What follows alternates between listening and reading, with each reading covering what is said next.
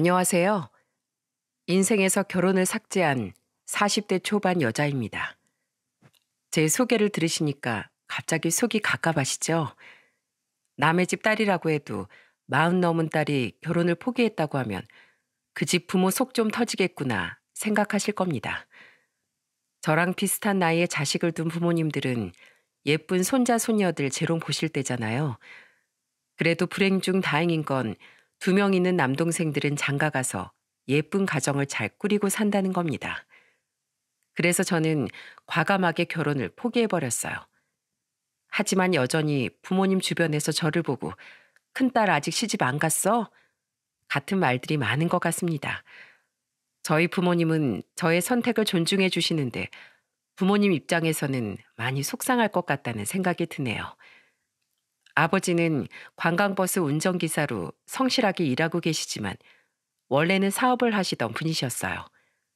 그런 아버지 덕분에 학창 시절 정말 부족함 없이 클 수 있었죠. 그런데 제가 중학생이 되던 무렵 아버지 사업이 흔들리기 시작했던 겁니다.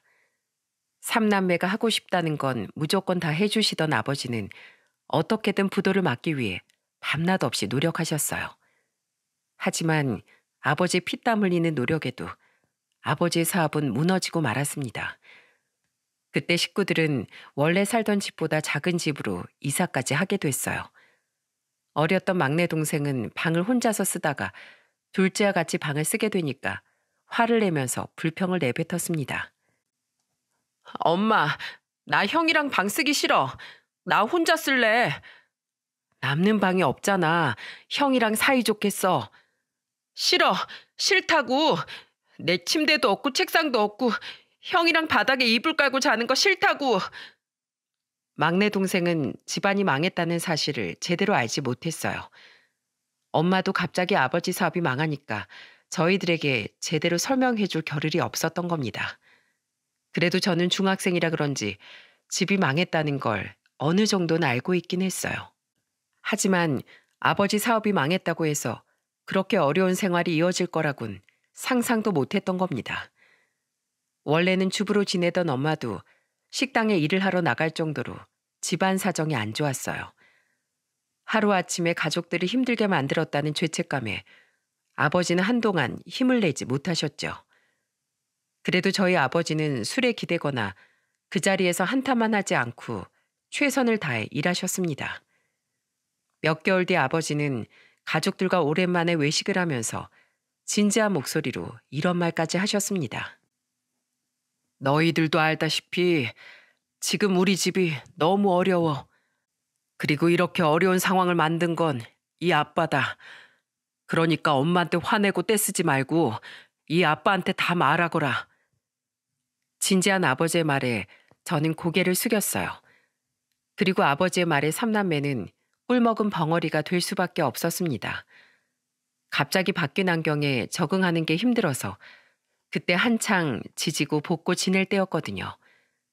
그 당시 일만 하던 아버지가 집안에서 벌어지는 일을 잘 모른다고 생각했는데 아버지는 일을 하면서도 늘 가족들을 살폈던 겁니다. 아버지가 그런 말을 하자 엄마는 조용히 눈물을 닦으셨어요. 그때 아버지는 다시 한번 단호한 목소리로 저희를 보고 말하셨습니다. 내 새끼들 평생 하고 싶은 거 다 해주고 싶었는데 그렇게 못 해줘서 미안하다. 아버지로서 너희들한테 그런 점은 너무 미안해. 그래도 난 절대 너희 굶기지 않을 거야. 그러니까 가족들끼리 똘똘 뭉쳐서 위기를 잘 극복해 줬으면 좋겠다. 아버지 진심 어린 고백을 듣고 가슴이 찡했어요. 그동안 아버지가 저희를 위해서 해준 것들이 당연한 게 아니었다는 생각이 들면서 아버지의 노고에 감사한 마음이 들었죠. 그래서 저는 그때 분위기를 바꿔보려고 씩씩한 목소리로 말했어요. 아빠, 나도 공부 열심히 해서 꼭 효도할게요. 정말? 우리 채아가 아빠한테 효도할 거야? 아빠가 돈을 잘 벌어도 못 벌어도 우리 아빠인 건 똑같아. 난 이렇게 엄마 아빠랑 외식하는 것도 너무 좋아. 그동안 아빠가 바빠서 못했던 것들 앞으로 하나씩 다 하자. 그래, 그러자. 아빠가 우리 딸 덕분에 정말 힘이 불끈 난다. 제 말에 아버지는 힘이 난다면서 크게 웃으셨어요. 그 순간 막내 동생이 아버지를 보면서 큰 목소리로 말했습니다. 아빠, 나도 공부 열심히 해서 나중에 아빠한테 효도할래. 이야, 아빠가 우리 삼남매 덕분에 아주 호강하겠네. 아빠 힘내세요. 난 엄마랑 아빠랑 다 같이 있는 것만으로도 너무 좋아요. 막내 동생의 말에 힘들어 보이던 엄마도 웃어 보이셨어요. 오랜만에 온 가족이 속마음을 터놓고 웃을 수 있던 시간이었죠. 그때 아버지 바람대로 가족들끼리 똘똘 뭉쳐서 힘든 시기도 잘 이겨냈어요. 아버지는 관광버스 운전기사로 일하면서 생계를 책임지셨죠. 물론 빚을 갚아야 했기 때문에 엄마도 계속해서 일을 해야만 했어요. 늘 고된 일을 하시다 보니까 저녁만 되면 일찍 잠에 드는 두 분을 보면서 저는 꼭 효도하겠다고 다짐했습니다. 집안 분위기가 이렇다 보니까 저희는 삼남매끼리도 우애가 좋았어요. 세월이 흘러서 둘째 동생이 결혼했을 때도 집안 분위기에 꼭 맞는 올케도 있었습니다. 그리고 내가 30 중반이 되던 무렵 또 막내 동생이 결혼을 한다면서 인사를 온다는 거예요. 고슴도치도 자기 새끼는 예뻐한다고 하더니 아버지는 왜 만나는 남자도 없냐면서 고개를 갸우뚱했어요. 그러자 같이 있던 둘째 올케가 아버지를 보면서 말하더군요. 제가 딱 보니까 형님이 너무 화목한 집안에서 자라서 그런 것 같아요. 저번에 TV에서 보니까 화목한 가정에서 자란 여자들이 눈이 높대요. 정말? 내가 본의 아니게 우리 딸을 노처녀로 만들고 있었네. 그러니까요. 아버님이 형님 눈을 너무 높여주셨어요. 아버님 같은 남자 만나려면 시간 더 오래 걸릴걸요? 우리 며느리가 통찰력이 아주 좋다니까. 이제 좀 있으면 동서도 생길 텐데 지금처럼 이렇게 잘 지내보자고. 그럼요. 저는 시댁 오는 게 친정 오는 것처럼 너무 편해요. 아마 나중에 동서도 저희 집에 시집 오면 시댁이 이렇게 편해도 되나? 이렇게 생각할지도 모른다니까요. 그렇지. 가족들이 모였을 땐 이렇게 대화가 잘 돼야 행복한 거야. 아버지는 호탕하게 웃으시면서 올케와 대화를 나누셨어요. 그때 올케 말처럼 저는 화목하게 사는 것이 꿈이었죠. 하지만 내가 그런 생각을 갖는다고 해서 마음처럼 사라질까 두려움도 있었습니다. 원래 가난이 앞문으로 찾아오면 사랑은 뒷문으로 도망친다고 하지 않습니까? 그래서 저는 아버지가 사업에 실패했을 때도 부모님께서 서로 합심했기 때문에 어려움도 극복할 수 있었다고 생각한 겁니다. 제가 나이가 들어서 그런지 부부가 합심해서 산다는 게 얼마나 어려운 일인지 잘 알기도 했어요. 그래서 오히려 좋은 사람과 잘 살고 있다는 강박에 사로잡혀서 어떤 선택도 못하고 있던 거예요. 그 후 막내 남동생까지 축복 속에 결혼식을 올리게 됐어요. 막내 동생 결혼식을 끝내고 집에 왔을 때 아버지는 한숨을 쉬면서 말하더군요. 남의 집 잔치집에서 왜 엄한 소리만 하나 몰라. 우리 채아가 언제 결혼하든 말든 말들이 많아. 에휴, 난 채아가 나이 찼다고 얼레벌레 결혼하는 건 반대야. 알겠지, 서채야? 기왕 이렇게 된 거 돌다리도 두드려보고 가. 결혼 빨리 한다고 누가 상 주는 거 아니다. 알겠지? 알겠어. 걱정 마셔. 친척들이 결혼식장에서 저한테 했던 질문을 아버지한테도 했던 모양이었어요. 그래도 아버지는 결혼 빨리 한다고 누가 상 주냐면서 급하게 절대 생각하지 말라고 저를 다독여 주셨습니다. 그런 아버지의 말에 조금 위안이 됐던 것 같아요. 그런데 몇 달 뒤 아버지는 방에 있던 저한테 오더니 핸드폰을 들이밀면서 말하시는 겁니다. 채아야, 이 남자 사진 좀 봐라. 누군데 사진을 봐? 이 사람 누구야? 이 남자가 대기업 다니는 남자래. 네가 한번 만나봐. 아빤 한밤중에 뜬금없이 그게 무슨 소리야. 내 친구가 진짜 괜찮은 사람이래. 그냥 눈 딱 감고 만나고 와. 아빠 소원이다. 아빠는 친한 친구가 정말 좋은 사람이라면서 저한테 소개를 해주고 싶다고 했다는 거예요. 오랜 친구 사이였기 때문에 아빠도 그만큼 친구의 안목을 믿고 저한테 나가보라고 했던 겁니다. 사진을 보니까 인상도 선해 보이고 좋은 사람이라고 하니까 호기심 반인 마음으로 나가보게 됐어요. 그런데 가볍게 만나서 커피만 한 잔하고 오려고 나갔다가 저는 저녁까지 먹게 된 겁니다. 생각보다 대화가 너무 잘 통해서 깜짝 놀랐죠. 밥을 먹으면서 상대도 얼떨떨한 목소리로 말했어요. 오늘 기대 반, 호기심 반으로 나왔는데 이렇게 대화가 잘 통할 줄은 몰랐어요. 진짜요? 저도 생각보다 대화가 잘 통해서 너무 놀랐네요. 제가 채아 씨 만나려고 30 후반까지 방황했었나 봐요. 자상한 남자의 말에 저는 오랜만에 설레기까지 했습니다. 그 후 저는 자주 만나면서 만남을 이어나갔고 그러다 연인으로 발전하게 됐어요. 만남을 이어가면서도 저는 이런 남자가 왜 지금까지 혼자 있지 싶은 생각까지 들었다니까요. 한 6개월 정도 만났을 때도 배려심 깊은 그의 모습에 정말 미래까지 꿈꾸게 됐어요. 회사에 일이 많아서 야근을 하고 있으면 그는 저를 데리러 회사 앞까지 왔었죠.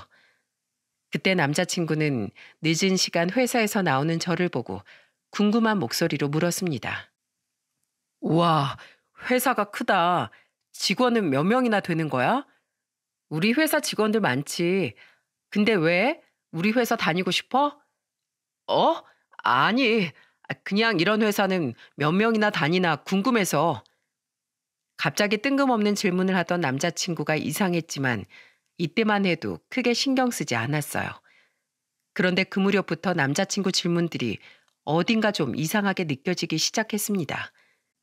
한창 회사에서 고가 평가 시즌이 다가올 때였는데 그때 제가 회사 일로 스트레스가 많았어요. 그러자 남자친구가 저를 보면서 궁금한 듯한 목소리로 묻더군요. 이번에 고가 평가 잘 나와서 승진하면 연봉은 얼마나 올라? 그건 고가 평가가 나와봐야 알지. 이맘때면 다들 예민해지나 봐. 회사가 아주 살얼음 판이야. 먹고 사는 게 그렇지 뭐. 우리 회사는 여자들 결혼하면 대부분 회사 그만두는 것 같아.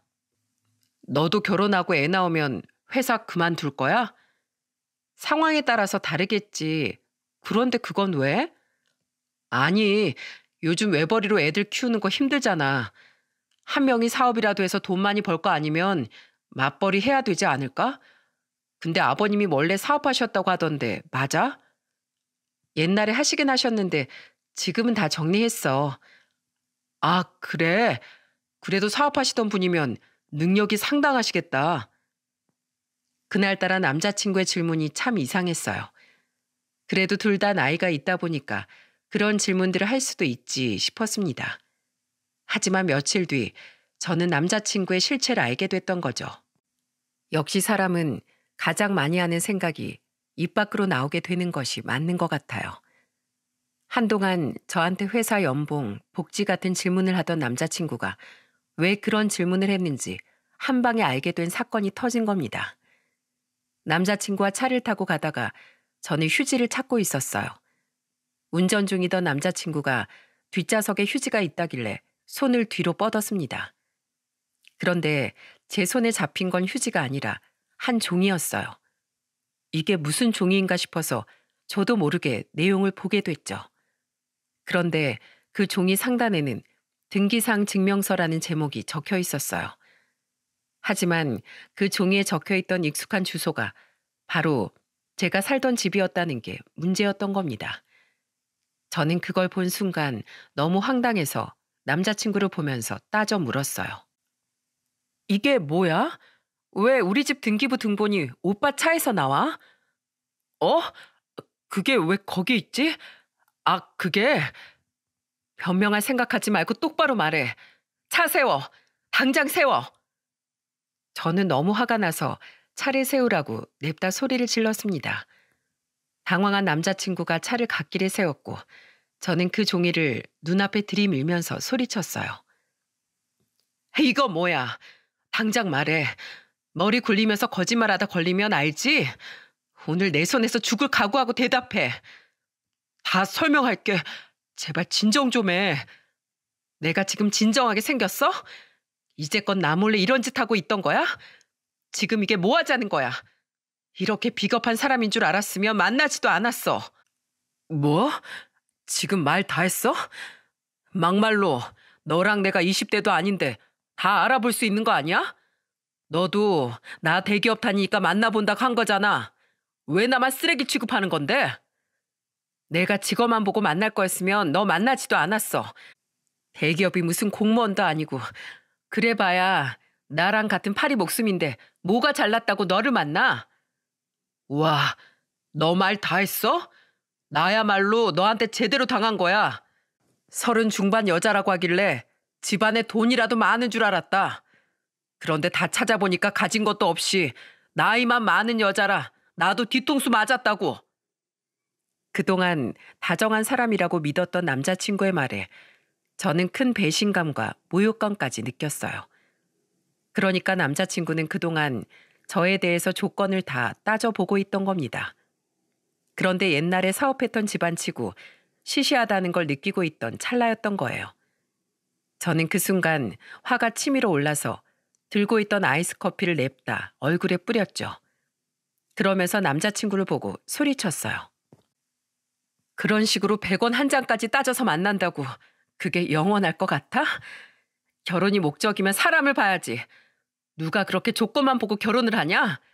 그렇게 결혼하면 잘 살 것 같아? 결혼은 현실이야. 당연히 조건 보고 결혼해야지.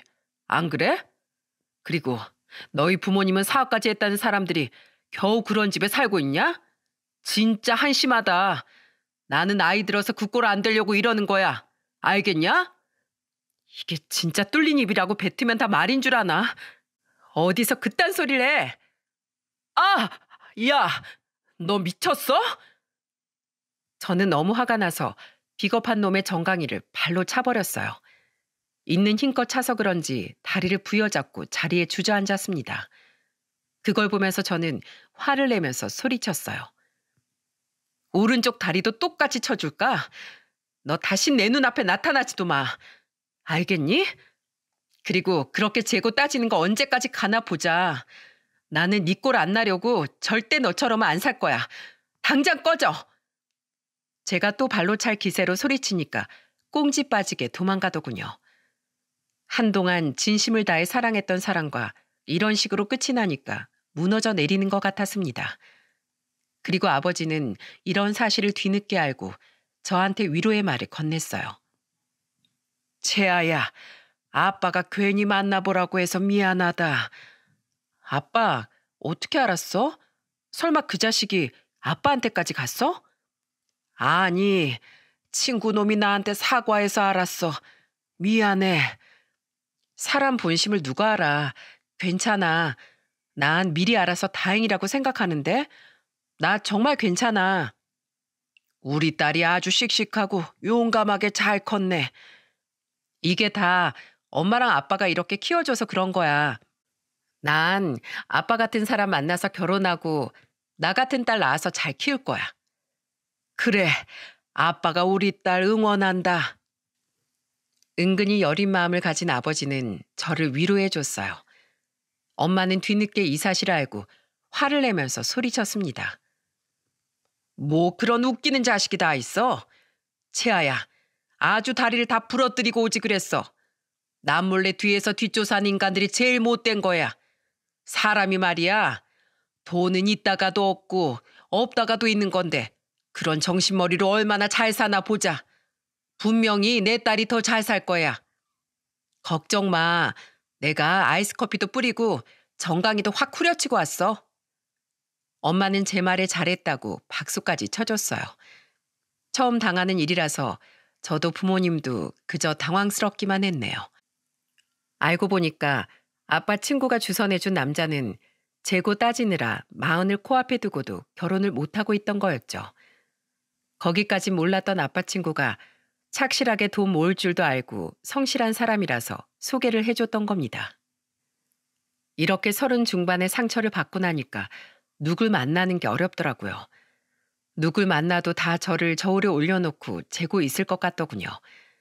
이런 두려움에 소극적으로 지내다 보니까 제 나이는 어느덧 30 후반이었습니다. 남동생들은 조카들도 낳고 여전히 단란하게 살고 있었죠. 부모님도 조카들을 보는 걸 즐거워하셔서 동생들이 자주 놀러 오면서 지냈어요. 그때 저도 조카들 줄 선물도 사다 주면서 지냈는데 엄마가 그런 저를 보면서 말했습니다. 너도 네 동생들처럼 지내고 싶지 않어? 맨날 조카들 옷은 왜 그렇게 사와? 왜? 조카들이 예쁘니까 사오지. 곧 있으면 40인데 네 청춘이 아까워서 그래. 그때 그놈만 아니었어도 너도 진즉에 결혼했을 텐데. 사람 일 모르는 거야. 걱정하지 마. 네 나이에 어차피 서로 재고 따질 거면 너도 당하지만 말고 제대로 따져서 만나. 자, 여기 엄마가 등록했는데 곧 너한테 전화 갈 거야. 엄마, 이게 뭐야? 아니, 나랑 상의도 없이 결혼정보회사에 등록을 해? 내 친구들도 딸들 다 그렇게 시집 보냈어. 네가 뭐가 모자라서 그러고 있어? 이번 기회에 제대로 네 짝 골라서 만나봐. 그거 환불도 못해.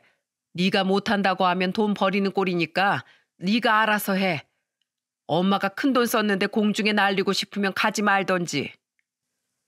엄마의 말에 저는 황당했어요. 무르지도 못하고 꼼짝없이 만남의 자리를 갖게 된 거죠. 시집도 안 간 딸이 걱정이 되니까 부모님은 그럴 수 있다고 생각해요. 하지만 만남의 준비가 안 돼 있던 저는 당황스러웠죠. 그래도 어쩌겠습니까?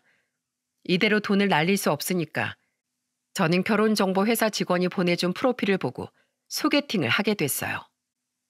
처음에는 그저 밥이나 먹고 오는 시간이었는데 두 번째 만난 남자가 조금 다르게 다가왔어요. 부모님이 중국집을 운영하던 40대 중반 공무원이던 남자였죠. 그 남자는 저와 만나는 자리에서 민망한 목소리로 말했어요. 저도 결혼정보회사는 부모님이 추천해서 하게 됐어요. 이렇게 만나다 보니까 제가 엄청 조건을 보는 사람 같아 보일 수는 있는데 저 그런 거 하나도 안 봐요. 그래요? 그럼 결혼 상대를 볼 때 어떤 걸 가장 중요하게 보세요? 어른을 위할 줄 아는지 그걸 중요하게 보는 것 같아요. 아, 정말요? 저랑 똑같네요. 저도 어른 공경하고 배려심 있는 사람이 좋거든요.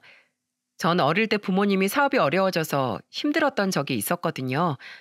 지금 생각해 보니까 부모님께서 서로 위기를 극복해낸 방법이 잘 맞았던 것 같아요.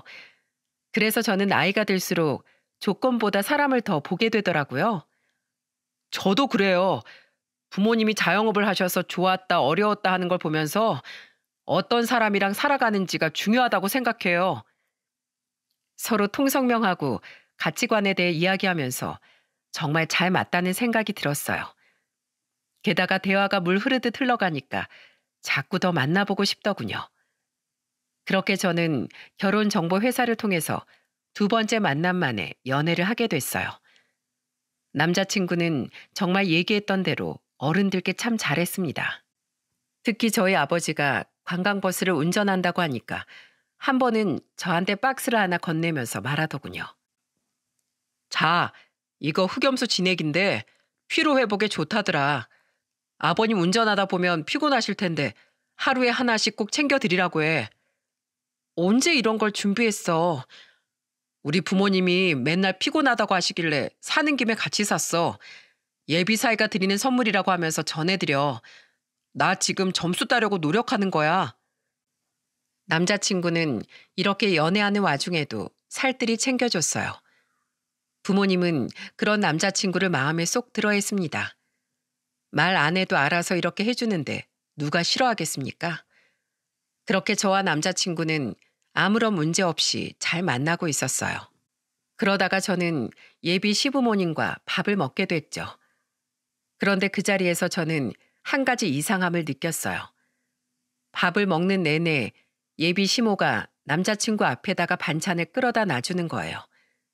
그래서 저는 어머니께 반찬을 앞에 놔드리면서 말했습니다. 어머님도 좀 드세요. 아까부터 잘 못 드시는 것 같아요. 어머, 내가 그랬나? 내가 습관이 돼서 그런가? 밖에 나와서도 이러네. 네? 어떤 습관이요? 우리 아들이 어릴 때부터 몸이 약해서 그런지 자꾸 잘 먹나 신경 쓰게 되지 뭐야. 밖에서는 그러지 말아야지 해도 이렇게 되네. 저는 예비 시모가 너무 남자친구만 챙기길래 물었더니 남자친구가 몸이 약해서 습관처럼 아들 먼저 챙기게 됐다고 하는 거예요. 예비 시누이도 같은 자리에 있었는데 고개를 저으면서 말하더군요. 아마 엄마는 평생 그렇게 아들만 챙기면서 살 거야. 넌 그 말이 지금 여기서 왜 나와? 딱 봐도 그렇잖아. 40 초반 아들을 누가 그렇게 아끼면서 위해주겠어? 괜히 심술 부리지 말고 밥이 나와서 먹어. 저는 그때 아가씨의 말이 이해가 안 갔어요. 어릴 때 몸이 약했던 아들을 어머님은 정말 습관처럼 챙기시는 것 같았거든요. 엄청 유난스럽게 챙겼다면 저도 느꼈겠지만 그때만 해도 평범한 어머니 같았어요. 그래서 정말 아무런 의심 없이 저는 연애 1년 만에 결혼을 약속하게 됐던 겁니다. 하지만 저희는 한 가지 문제가 있었어요. 바로 결혼식을 올리고 3개월 뒤에 신혼여행을 갈 수 있었거든요. 그 당시 제가 중요한 프로젝트를 맡게 되면서 자리를 비울 수 있는 상황이 아니었죠. 그래서 저희는 결혼식만 먼저 올리고 신혼여행은 뒤로 미루기로 결정하게 됐어요. 그리고 저희는 양가 어른들의 축복 속에 부부로 새 출발을 하게 됐습니다. 하지만 모두가 축하해 준 만큼 제 결혼 생활은 그리 순탄하게 흘러가지만은 않았어요. 연애가 소꿉놀이면 결혼은 정말 현실이라는 걸 뼈저리게 느꼈습니다. 한창 깨소금 냄새가 풀풀 풍겨야 될 신혼초에 저는 더러운 남편 때문에 코를 막고 지낼 정도였어요. 제가 알게 된 남편의 실체는 충격적이었습니다. 살아보니까 남편은 금요일에 퇴근하면 월요일 아침까지 한 번도 씻지 않는 거예요. 정말 간단한 양치조차도 남편은 귀찮아했어요. 저는 그런 남편을 참다 못해 밥을 먹고 한 소리 했습니다. 여보, 인간적으로 양치는 하고 살아야지. 머리 안 감는 거야 내가 100번 양보해서 참는다 쳐. 사람이 말이야. 아침에 일어났으면 기본적으로 세수라도 해야 되는 거 아니야? 왜 그래? 주말인데 그냥 편하게 있을 수도 있지. 부부끼리 그런 것도 이해 못해? 이게 지금 이해할 수 있을 거라고 생각해? 더러 죽겠어. 지금 당신 입 좀 봐. 아침에 반찬으로 뭘 먹었는지도 알겠다. 제발 좀 씻어. 당신 나 사랑해서 결혼한 거 아니야? 그러면 이런 모습도 사랑해줘야지. 웃기는 소리 하지 말고 씻으라고. 당장 화장실로 가. 알겠어. 진짜 되게 뭐라고 하네. 남편은 제 말에 궁시렁거리면서 화장실로 가더군요. 제가 애를 키우고 있는 건지 남편과 살고 있는 건지 분간이 안 가더라고요. 40이 넘은 남편한테 제가 양치하고 세수까지 하라는 잔소리를 해야 되는 겁니까? 와, 진짜 애도 아니고 정말 더러워서 참을 수가 없었어요. 그래도 이런 사소한 것들은 말로 하면서 고칠 수라도 있었죠. 진짜 문제는 술에 취하면 위생 개념이 아예 없어진다는 거였습니다. 술 먹으면 본성 나온다고 정말 더러워서 눈을 뜨고 볼 수가 없었어요. 한 번은 회식을 한다고 늦게 들어오길래 저는 먼저 자고 있었습니다. 그런데 새벽에 들어온 남편이 우당탕탕 들어오더니 갑자기 조용해지는 거예요. 그래서 또 씻지도 않고 거실에 널브러져서 자려나 싶어서 달려나갔죠. 그런데 저는 거실 불을 켜자마자 상식을 벗어난 남편의 행동에 잠이 확 깨버렸어요. 글쎄, 남편이 거실에서 뭐하고 있었는 줄 아십니까? 바로 술에 취한 채로 화분의 소변을 보고 있던 거예요. 거실에서 찌린내가 진동을 해서 저는 소리를 지르고 말았습니다. 아! 이게 뭐하는 짓이야? 여보, 일어났어? 나왔어. 지금 뭐하는 거야? 바닥에 흐르잖아. 당신 미쳤어? 화분에 소변을 보던 남편이 제가 소리를 지르니까 뒤로 돌았고 그렇게 거실 바닥까지 난리가 난 겁니다. 진짜 사람이 아니라 개랑 사는 줄 알았어요. 남자는 애 아니면 개라고 하죠. 그 말이 제 남편을 보고 나온 말인 줄 알 정도였습니다. 이런 실체를 남들이 모른다는 게 속이 터질 뿐이었어요. 결국 저는 거실에서 소변을 본 남편 등을 내리치면서 소리쳤습니다. 미쳤어? 술 마시려면 곱게 마시던지 뭐 하는 거야? 취하면 그럴 수도 있지. 왜 그래? 이해 좀 해줘. 이해? 당신이 개야? 요즘은 개들도 똑똑해서 패드 깔아주면 거기서 똥을 좀 다 가린다는데 대체 뭐 하는 거야? 당신 이거 다 치우고 자. 알겠어? 냄새까지 다 빼고 자. 안 그러면 내일은 집에서 못 잘 줄 알아. 알겠어? 저는 남편한테 다 치우고 자라고 했어요. 진짜 충격적이지 않습니까? 저도 경악스러운 실체에 진짜 머리가 다 어질어질할 정도였습니다. 그런데 저를 더 힘들게 했던 건 이뿐만이 아니었어요. 저도 좀 쉬려고 소파에 앉으면 소파 사이에서 나오던 남편 양말은 정말 참을 수가 없이 화가 났죠. 그때 남편 양말이 손에 잡히자마자 저는 소리를 치면서 말했습니다. 내가 양말 벗으면 빨래통에 넣으라고 했지? 당신 무슨 허물 벗어? 왜 벗은 자리에 그대로 두는데 왜? 아, 그래서 이번엔 숨겨둔 건데 당신이 찾아낸 거잖아. 뭐? 숨겨둬? 와, 나 지금 세탁기 다 돌린 거 알지?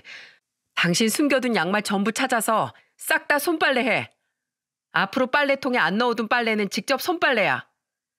아, 진짜 되게 뭐라고 하네. 같이 살면 기본적인 건 지켜줘야지. 이런 식으로 어떻게 계속 살아? 알겠어. 한다 해.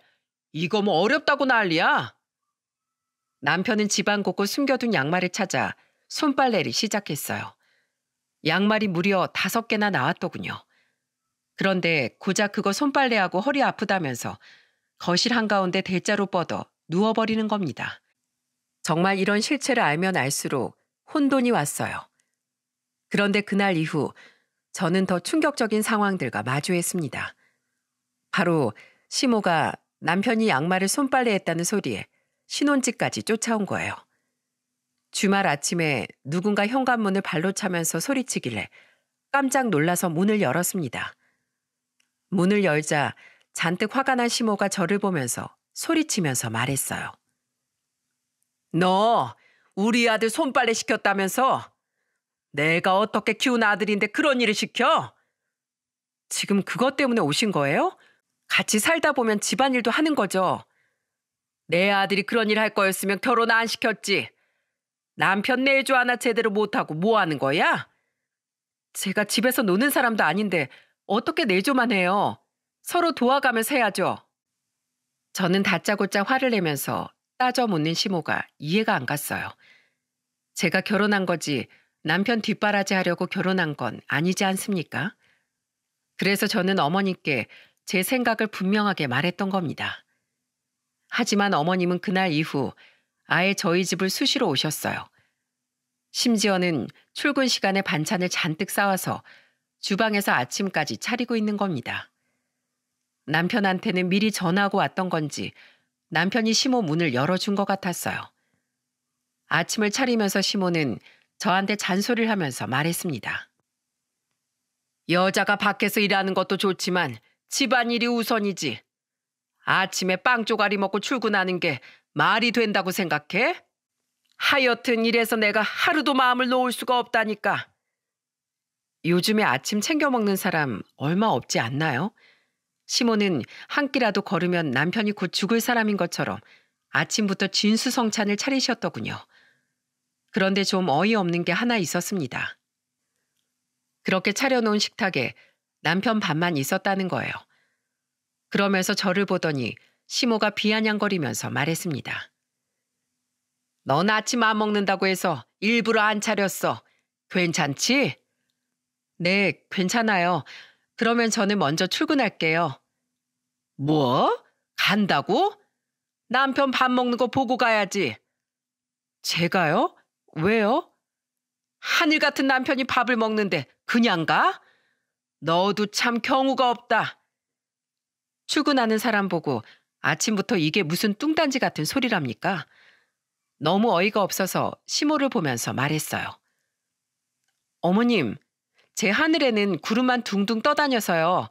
하늘 같은 남편이 뭔지 잘 모르겠네요. 그럼 저는 밥그릇 지키러 가보겠습니다. 저것이? 시모는 제 말에 파르르 떨면서 화를 내려고 했고 저는 한 소리 듣기 전에 얼른 집을 나와버렸습니다. 3개월 뒤에 신혼여행을 가려고 준비해야 했는데 흥이 나지도 않더군요. 결혼이 이런 거면 왜 그렇게 주변에서 하라고 했던 건지 이해가 안 갔죠. 그래도 신혼여행이라도 다녀오면 관계가 조금은 회복되지 않을까 싶었습니다. 하지만 신혼여행을 준비하는 것부터가 난관이었어요. 남편과 신혼여행을 어디로 갈지 장소를 정하면서 남편한테 물었습니다. 우리 신혼여행 어디로 가지? 동남아로 4박 5일 가는 거 어때? 그래, 동남아도 요즘 많이 간다고 하더라. 맞아, 부모님 친구도 다녀왔다고 하더라고. 그래서 말인데 우리 여행 갈 때 우리 부모님이랑 같이 가는 거 어때? 뭐? 신혼여행에 누가 부모님을 모시고 가. 다음에 가족여행을 따로 가는 게 낫지. 와, 당신 너무한다. 우리 부모님이 나 키운다고 얼마나 고생했는지 알아? 그리고 요즘 당신한테 실망이 이만저만 아니라고 하는데 이번 기회에 같이 가서 점수 따면 좋잖아. 점수는 왜 나만 따? 당신이야말로 결혼하고 우리 부모님께 전화라도 한번 제대로 해본 적 있어? 여자는 결혼했으면 시부모님이 부모나 다름없지. 그 얘기가 왜 지금 나와? 그냥 좋은 마음으로 가서 점수 좀 따. 무슨 점수를 따? 말이 되는 소리를 좀 해. 당신 진짜로 시부모님 모셔가면 나도 가만히 안 있을 거야. 가만히 안 있으면 어쩔 건데? 그냥 남자 말 들어. 저는 남편한테 화를 내며 말했습니다. 그런데도 남편은 자기 말을 들으라면서 고집을 부리는 거예요. 그렇게 저는 남편이 고집을 꺾은 줄 알았어요. 그런데 얼마 뒤 시모한테 한 통의 전화가 걸려온 겁니다. 아이고, 네가 그렇게 우릴 생각하는지 몰랐는데 신혼여행 갈 때 우리도 같이 간다며? 네? 어머님도 같이 간다고요? 어머, 몰랐니? 우리 아들이 전화해서 비행기 티켓 예매했다고 같이 가자고 하던데. 남편이 정말로 저와 한마디 상의도 없이 이런 짓을 벌인 거예요. 여러분들은 이해가 가십니까? 신혼여행까지 시부모님을 데리고 갈 생각을 하는 남편을 보면서 저는 너무 화가 나더라고요. 그래서 시모 전화를 끊고 그날 저녁 남편한테 소리쳤습니다. 당신 진짜로 신혼여행 때 시부모님 모시고 가겠다는 거야? 당연하지. 우리 부모님 오랜만에 여행 가신다고 지금 얼마나 좋아하시는 줄 알아? 기왕 이렇게 된 거 당신도 그냥 협조해. 아, 그러시겠다. 그래, 이번 여행 볼만하겠네. 어디 한번 가보자. 도저히 대화가 통하지 않는 남편한테 저는 선전포고를 했어요. 그렇게 저는 또 다른 작전을 펼쳤습니다. 신혼여행 당일 저는 남편과 공항에 도착해 있었죠. 그때 멀리서 걸어오는 시부모님을 보고 정말 기겁했습니다. 시모랑 시부는 완전히 20대 패션으로 공항에 나타난 거예요. 그때 시모는 꽃무늬가 화려한 셔츠를 입고 저를 부르면서 말했어요. 우리 며느리 왔어. 내가 너무 설레고 좋아서 수영복 입으려고 비키니도 사왔어. 네? 비키니요? 으이구, 아줌마들 입는 거 있어. 하여튼 너무 좋다. 시모는 엄청 신이 나서 말했고 옆에 있던 시부도 어색한 목소리로 말하더군요. 내가 해외여행을 20년 만에 가는 것 같아. 역시 공항이 좋네. 이렇게 공항만 와도 설레. 우리 아들이 이런 효도를 다하고. 우리가 아들을 참 잘 키웠어. 저는 정말 이 상황이 믿기지 않았어요. 심지어 저한텐 한마디 고맙다는 말도 없이 오로지 아들 칭찬만 하는 거예요. 옆에서 남편은 팔불출처럼 시부모를 보면서 떠들고 있었습니다. 아들 키운 보람 있죠? 제가 이번에 정말 제대로 효도할게요. 그러니까 두 분 많이 드시고 즐기다가 와요. 남편의 말에 시모는 박수까지 치더라고요. 그걸 보고 있자니 한숨이 절로 나오더군요. 그때 남편이 저를 보면서 가자고 하길래 저는 단호한 목소리로 말했습니다. 당신 먼저 가. 나는 올 사람이 있어서. 뭐? 누가 와? 있어. 곧 오신다고 했으니까 당신 먼저 가. 같이 가야지. 어떻게 혼자 가? 저는 남편을 신경도 쓰지 않고 입구 쪽을 보면서 두리번거렸어요. 그리고 그때 친정엄마가 저를 보고 반갑게 인사를 하면서 걸어왔습니다. 채아야, 엄마 왔다. 우리가 좀 늦었지? 아니야, 시간 맞춰서 잘 왔어. 저희 부모님을 보자 남편과 시부모님은 귀신이라도 본 듯 입이 떡 벌어졌어요. 엄마는 그런 시모를 보면서 능청스럽게 인사를 건넸습니다. 어머, 사돈 부부 오랜만이시네요. 아니, 두 분이 여기 무슨 일이에요? 우리 아들이 여행 보내준다고 했는데 지금 여기 빈대처럼 들러붙겠다는 거예요? 뭐요? 들러붙어요? 사부인, 말이 좀 이상하네요. 딸, 아직 말 안 했니? 아니, 왜 아무도 모르는 눈치야? 엄마는 저를 보면서 의미심장한 말을 했어요. 그러자 시부모와 남편은 어리둥절한 표정으로 저를 보더군요. 그래서 저는 남편을 보면서 말했습니다. 내가 본론이 늦었지? 자, 여기서부터 당신은 당신 부모님 모시고 가고 난 우리 부모님 모시고 하와이 갈 거니까 그런 줄 알아. 뭐? 하와이? 나한텐 그런 말 없었잖아. 내가 왜 상의를 해? 너야말로 나랑 상의했어? 네 멋대로 신혼여행에 네 부모 데려온 거잖아. 뭐야, 그래서 지금 해보자는 거야? 이러다 이혼 당하고 싶어? 이혼? 웃기시네. 야, 너랑 나랑 아직 혼인신고도 안 했어. 여기서 안녕하고 헤어지면 그냥 남이야. 알겠냐? 그리고 효도는 셀프야. 제가 남편한테 소리를 지르면서 말하던 그 순간 시모가 제 앞으로 오더니 제 뺨을 치려고 손을 들었어요. 이게 지금 어디다 대고 큰 소리야? 그러자 그걸 본 친정엄마가 제 앞을 가로막으면서 소리쳤습니다. 야, 어딜 손을 대? 한 주먹거리도 안 되는 게. 어머, 이 여자 좀 봐. 시모는 엄마가 소리를 지르자 금세 주눅이 들었습니다. 그리고 저는 남편을 보고 마지막 한마디를 했어요. 자, 이거 받아. 이게 뭐야? 너 이럴 시간 없어. 지금 비행기 안 타러 가면 동남아고 뭐고 물 건너가니까 비행기 타서 읽어봐. 그리고 너 인생 그따위로 살지 마. 알겠냐? 우리 부모님 모시고 난 하와이로 갈게. 넌 평생 효도나 하면서 살아. 저는 남편한테 봉투를 하나 던져주고 부모님을 모시고 비행기를 타러 갔어요. 사실 저는 부모님한테 미리 갈라서기로 했다고 먼저 말을 해둔 상태였습니다. 40이 넘어도 엄마 타령하면서 더럽게 사는 놈과 어떻게 평생을 살겠습니까? 그래서 헤어지겠다고 먼저 부모님께 말씀드렸고 부모님은 제 뜻을 지지해 주셨어요. 그렇게 저는 부모님과 4박 5일간 여행을 하면서 속 깊은 대화를 많이 나눴습니다. 그런데 그 와중에 남편 놈은 어땠는 줄 아십니까? 여행 갔으면 자기 부모 모시고 놀지 계속 메시지에 전화까지 보내는 거예요. 제가 남편한테 준 봉투에는 이런 내용이 있었거든요. 이별 통지서 7월 9일부로 남편 고영창과 헤어집니다. 이걸 보고서 완전히 눈이 돌아서 자기는 못 헤어진다고 전화를 해댔던 거예요. 그 와중에도 시모는 저한테 이런 문자까지 보냈더군요. 야, 네가 감히 내 아들을 차? 그러고도 네가 잘 살 것 같아? 끝까지 저주하는 시모 문자에 제 선택이 제대로 됐다는 걸 다시 한번 느꼈네요. 오죽하면 엄마도 제 손을 잡아주면서 이런 말을 하셨어요. 채아야, 넌 혼자서도 잘 살 수 있어. 그리고 네가 왜 혼자야? 엄마랑 아빠가 곁에 있잖아. 그러니까 아무 걱정 마.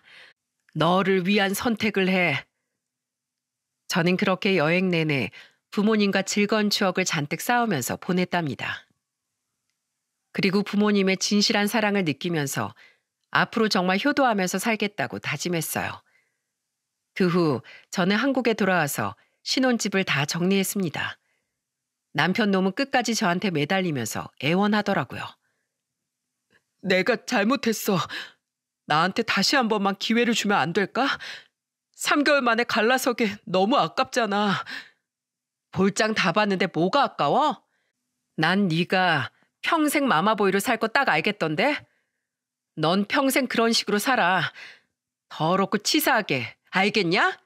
찌질하고 더러운 새끼. 저는 그렇게 애원하는 남편 놈을 쳐버리고 나왔습니다. 정말로 제 인생에서 가장 잘한 선택이 바로 헤어짐을 선택한 거예요. 제 선택에 일말의 후회가 없기 때문에 이렇게 사연까지 보낼 수 있었답니다. 이런 일을 겪으면서 느낀 게 있다면 인생을 살면서 곁에 누구를 두고 사느냐는 정말 중요한 일인 것 같아요. 똑같은 부모 밑에서 자라도 누구는 마마보이가 되고 누구는 번듯한 성인으로 잘 자라지 않습니까? 그러니까 인생을 살면서 좋은 면을 보면서 배우려는 자세가 중요한 것 같아요. 제가 만약 이런 걸 몰랐다면 저도 한심한 인생을 살았을 것 같습니다. 저는 이제 누구에게도 기대지 않고 혼자서 사는 법을 배워가고 있어요. 부모님과 여가 생활을 즐기는 지금이 너무도 좋네요. 앞으로 좋은 인연이 생긴다면 모르겠지만 지금은 혼자 있는 것도 나쁘지 않다고 생각해요. 제 인생 꽤 괜찮지 않습니까? 이런 저에게 많은 응원 부탁드릴게요. 모두 들어주셔서 정말 감사드려요.